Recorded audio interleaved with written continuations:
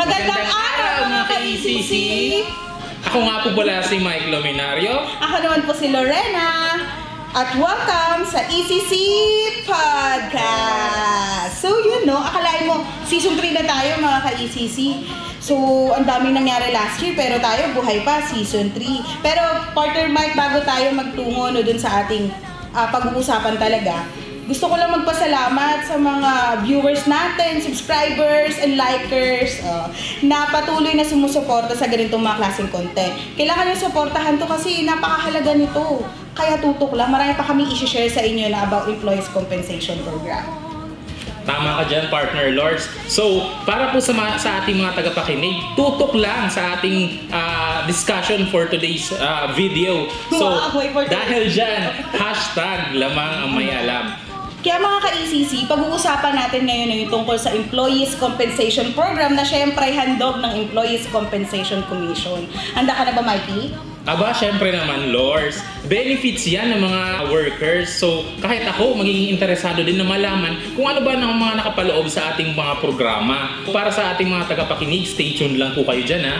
Pero bago tayo dumako doon, alamin muna natin kung ano nga ba yung Employees Compensation Program, ano yung mga benefits sa ilalim ng Employees Compensation Program. Para po sa inyong kaalaman, ang ECP ay isang programa ng gobyerno na naglalayo na magbigay ng mga benepisyo para sa ating mga workers or mga manggagawa na naaksidente, nagkasakit, or namatay ng dahil sa kanilang trabaho. So ano nga ba yung benepisyo, Mike, under the Employees Compensation Program? Can you please walk through? Ayoko na ituloy. Gusto ko na lang paliwanag mo kung ano yung nasa ilalim ng Employees Compensation Program.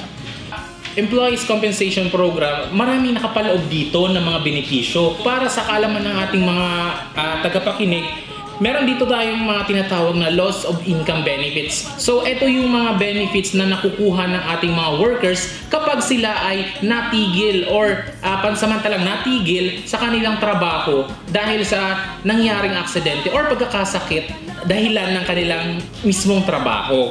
Ang lalim nun, Mikey, ng mga Tagalog mo, medyo hindi ko naaarok yung mga Tagalog mo. Pagpasensya mo, ngayon ko lang nahalungkat sa baul. Sa loss of income benefit natin, meron dyan tatlong nakapaloob na disabilities na pwedeng mag-fall yung ating mga workers na nagkasakit or na-aksidente ng dahil sa trabaho. So una na dyan yung temporary total disability. So ito yung disability na pansamantalang hindi lang makakapagtrabaho yung ating workers, pero kalaunay, kung sakaling mag-undergo siya ng mga medical treatment, ay makakabalik pa siya sa kanyang trabaho.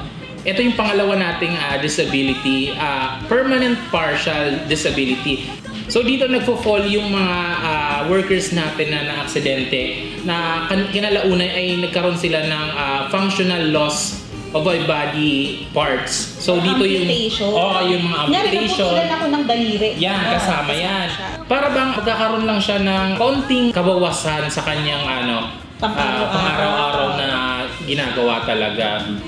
So yung pangatlo naman is yung permanent total disability. So dito na magfo-fall yung mga workers na totally talaga hindi na makakabalik sa trabaho or matindi yung naging accident. Oo, yung example ko lang po, Sir Mike. Kunyari, wag naman sana ako ayoko marami po akong pangarap. Kunyari itong dalawang kamay ko, Sir Mike, like nagtatrabaho ko sa isang factory, for example. Tapos for instance, yung dalawa kong kamay na naputol, kung putol tong dalawa, pasok ba siya doon? Pasok siya sapagkat wala ka nang magagamit na kamay. So, total na siya, total na disable na yung inyong function ng iyong kamay. Oh. Unlike dun sa permanent partial, halimbawa, daliri lang or bahagi lang talaga siya. Oo. Hindi nga lang siya fully talagang magagamit. Unlike dun sa sinabi mong naputol na ng tuluyan, wala na talaga siya. So, permanent total talaga siya. Saan ba pinafile yan, Sir Mike? Yung mga sinasabi mong total partial, mga PPD, saan ba ipafile yan mga yun? Para sa filing ng ating mga benefits or ng mga yung disability benefits, pinafile po yan para sa ating mga tagapakinig sa SSS at GSIS. So, SSS for private sectors at GSIS naman para sa ating mga government sectors. So, covered din pala ang parehas na sektor, no? Private and public sector. Inote niyo po yan, mga listeners. Pero parang meron pa akong Sir Mike, yung medical benefit natin tsaka yung death and funeral benefits natin. Pakipaliwanag nga ito, Sir Mike, kung paano ba magiging compensable ito para sa mga worker natin. Paano sila magiging eligible. Okay, so under medical benefits natin, yung ating medical reimbursement. So yung tinutukoy kong medical reimbursement, yung out-of-pocket expenses po ninyo ay maaari nyong i-reimburse. Kaya nga lang, meron tayong limit sa medical reimbursement na yun. So, ilang percent yan, Sir Mike? So, nagre-range po siya sa 30% up to the maximum of 60% ng inyong total medical bills mo or out-of-pocket nga expenses. For example, sir, ang bill niya sa hospital is 100,000. Tapos 50K yung sagot ng HMO, pati nung PhilHealth natin. Then, yung 50,000, yun yung i-reimburse nila, pero hindi siya 100%. Hindi. So hanggang 30 to 60% lang yung pwede nyong ma-reimburse doon sa total na ginastos po na out of pocket. Yes. Kaya, may papayo ko lang sa inyo is kapag gagastos po kayo, halimbawa nagkasakit nga kayo or na-aksidente ng dahil sa trabaho, tago nyo yung mga inyong resibo. Yun ang mahalaga, yes, Sir yung mga Marty. medical bills receipt ninyo. Kasi requirement po yan sa pag-file ng inyong medical reimbursement. Partner Lord, so may i-share ka pa ba na benefits ng ECC? Siyempre. Meron. So, meron tayong rehabilitation na tinatawag. Pwede tayo, si Employees Compensation Commission under the Employees Compensation Program is nagbibigay ng rehabilitation services like assistive device, pwede rin tayo magbigay ng livelihood. Marami yan eh. Actually, kabit-kabit na benepisyo na yan po kapag na-approve yung ating easy benefits sa systems, no? Marami pang iba sa susunod. Pag-uusapan talaga natin yan thoroughly, yung isa-isa nilang kung paano tayo makaka-avail nun, yung availment ng mga ganun. Pag-uusapan natin yan, kaya station kayo mga ka-ECC. Itong mga benefits na to is karagdagang tulong to sa mga empleyado. Siyempre, as a normal person, I mean, walang kahit anong iniinda sa sarili niya. May mga struggles tayo everyday, di ba? What more pa kaya yung mga workers natin na nagtatrabaho tapos nakakaranas sila ng mga ganito. Di ba, Sir Mike? Yes, tama ka dyan. So, yung rehab services natin or benefits natin is layunin talaga nito na matulungan ang ating mga workers na nag-aksidente or nagkasakit na maibalik sila or possible na maibalik sila sa kanilang dating trabaho. Maibalik sa economic mainstream kung tinatawag natin. Oo nga, Sir Mike. Sang-ayon ako sa lahat ng mga sinabi mo. So, syempre, priority natin, no, yung ating safety. Di naman natin maiwasan, ma-aksidente o magkasakit tayo at wala namang may gusto no nang dahil sa trabaho.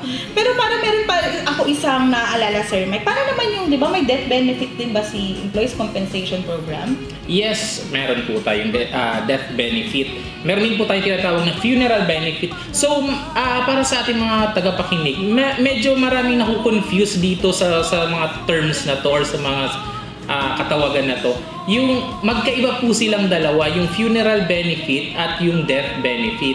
So pareho rin po silang fina-file sa SSS at GSIS kapag ang ating employers ay namatay nang dahil sa kanilang trabaho. Ako, Mikey, partner Mike.